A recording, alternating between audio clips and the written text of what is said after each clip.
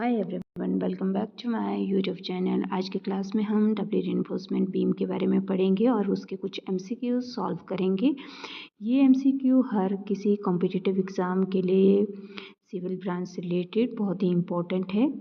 Firstly हम जानेंगे कि डबल रीइंफोर्समेंट बीम सेक्शन क्या है। ये हमारे पास बीम है। ये बीम की ओवरऑल डेप्थ है। जहाँ तक हम स्टील प्रोवाइड करते हैं टेंशन जोन में, वहाँ तक की जो डेप्थ है सेंटर तक की, उसे इफ़ेक्टिव डेप्थ कहते हैं। तो सिंगली रेनफोर्समेंट बीम में तो हम ओनली टेंशन जोन में रेनफोर्समेंट प्रोवाइड करते हैं, but in double reinforcement beam steel is provided also in compression zone, जिसे हम कहते हैं area of steel in compression और इसे कहते हैं area of steel in tension. Clear है। तो ऐसी बीम जिसमें हमारी रेनफोर्समेंट प्रोवाइड की जाती है both in tension and compression zone, उसे कहते हैं हमारे double reinforcement beam section. In majority of cases क्या रहता है, जब हमारी depth of beam is restricted due to architectural and head room concentration की वजह से, तो हमारे पास एक ही अल्टरनेट बचता है, तो वो रहता है कि हम स्टील प्रोवाइड करते हैं कंप्रेशन जोन में। तो ये हमारी एक डबल रेनफोर्समेंट बीम सेक्शन बन जाता है। अगर हम स्टील प्रोवाइड करते हैं या रेनफोर्समेंट प्रोवाइड करते हैं कंप्रेशन जोन में in additional to tensile steel, एक तो बीम की डक्टिलिटी इंक्रीज होती है। अगर हमारा अर्थक्वेक प्रोन एरिया है तो वहाँ पे हमारे चांसेस रहते हैं स्ट्रेस रिवर्सल के।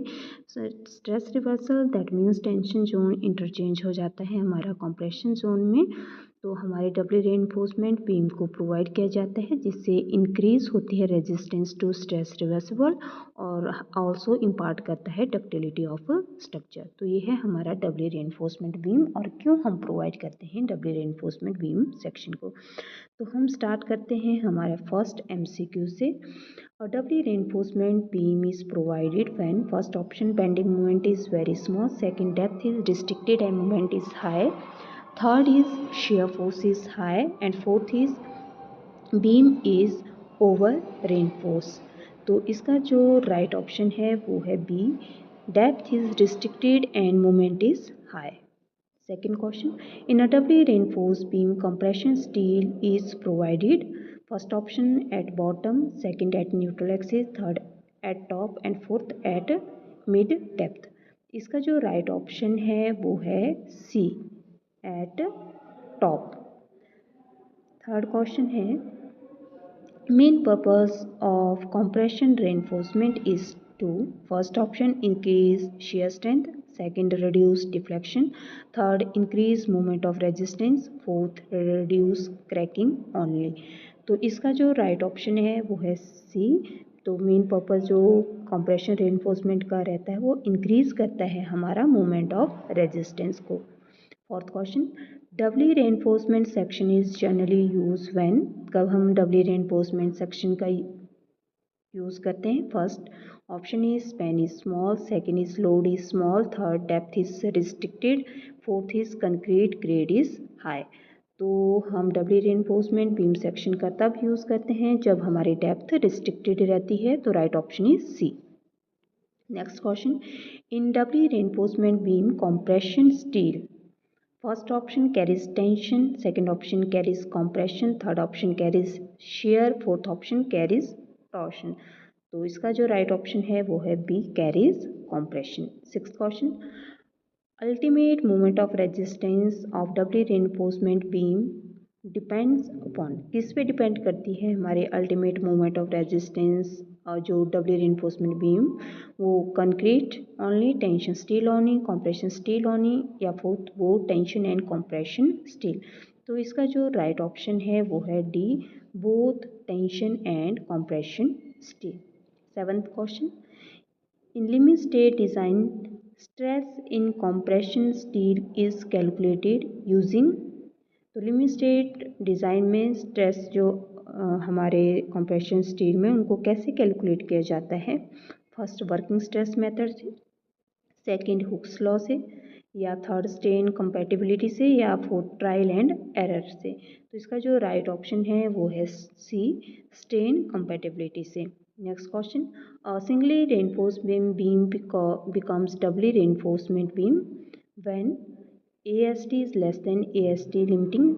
AST means area of steel in tension और AST limiting means limiting depth, limiting area of steel in tension.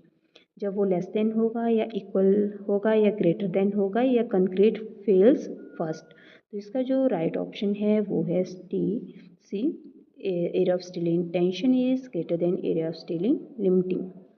Clear है. नेक्स्ट क्वेश्चन है 9th question. Compression reinforcement is more effective when first option placed near neutral axis, second placed near extreme compression fiber, third placed at mid depth, fourth placed near tension steel. तो इसका जो right option है वो है B, placed near extreme compression fiber. 10th question. Which code is used for design of doubly reinforcement beam? तो आप RCC के लिए कौन सा कोड यूज़ करते हैं? आरसीसी के लिए यूज़ करते हैं इंडियन स्टैंडर्ड 456/2000 कोड का यूज़ किया जाता है हमारा डिज़ाइन ऑफ आरसीसी स्ट्रक्चर के लिए. नेक्स्ट क्वेश्चन है 11th क्वेश्चन है हमारा. Doubly reinforcement beam are preferred in case of first simply supported beam, second cantilever beam with depth restriction, third column, fourth footing. तो इसका जो राइट ऑप्शन है वो है B, cantilever beam with depth restriction. 12th question है. If compression steel is not provided the beam is called first over reinforcement beam, under reinforcement beam, singly reinforcement beam, doubly reinforcement. तो उसे क्या कहेंगे? उसे कहेंगे सिंगली रेनफोर्समेंट बीम.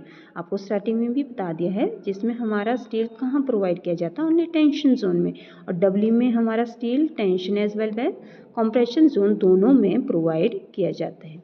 क्लियर है. तो इसका राइट ऑप्शन है C. Next question.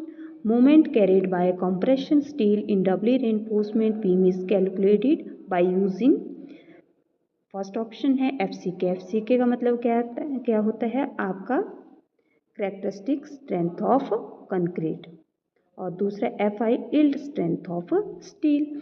Second third है stress in compression steel in multiply by lever arm, and fourth है ओनली कंक्रीट स्ट्रेस ब्लॉक. तो इसका जो राइट ऑप्शन है वो है C, stress in compression steel multiply by lever arm, और जो लीवर आर्म को हम डिनोट करते हैं वो डिनोट करते हैं जेड से. क्लियर है. नेक्स्ट क्वेश्चन है. In doubly reinforcement beam additional movement beyond limiting movement is restricted by first option concrete, second tension steel, third compression steel, fourth shear reinforcement. तो इसका जो राइट ऑप्शन है वो है C, compression steel. Next question. Which steel generally yields first in properly designed doubly reinforcement beam? First compression steel, second tension steel, third both together and fourth concrete. तो इसका जो right option है वो है B, tension steel क्या करता है? yield firstly, ठीक है, इन डबली रेनफोर्समेंट बीम में. Next question. compression steel in doubly reinforcement beam helps in. तो compression steel क्या करता है हमारे doubly reinforcement beam में? फर्स्ट इंक्रीज करता है डक्टिलिटी को, सेकंड उसकी कॉस्ट को रिड्यूस करता है या शेयर को रिड्यूस करता है, या रिड्यूसिंग स्पैन. तो इसका जो राइट ऑप्शन है ई, क्या करता है? वो हमारी बीम की डक्टिलिटी को इंक्रीज करता है compression steel in doubly reinforcement beam में. Next question. Lever arm in doubly reinforcement beam is the distance between. तो लीवर आर्म को किससे डिनोट करते हैं? जेड से.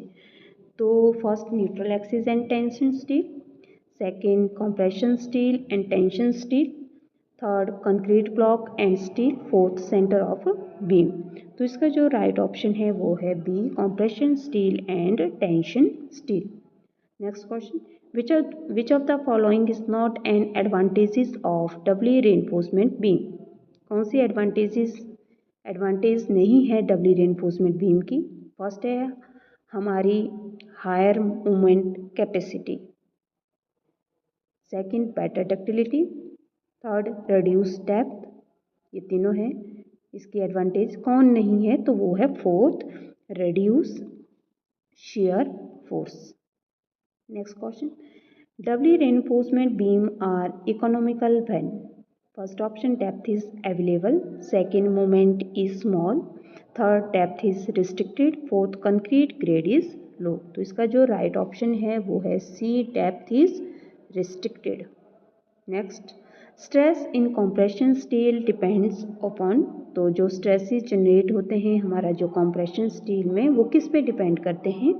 फर्स्ट ऑप्शन है न्यूट्रल एक्सिस डेप्थ पे, second strain at steel level पे, थर्ड मॉडुलस ऑफ इलास्टिसिटी पे, या ऑल ऑफ अवर सभी पे। तो इसका जो राइट ऑप्शन है वो है डी, ऑल ऑफ अवर।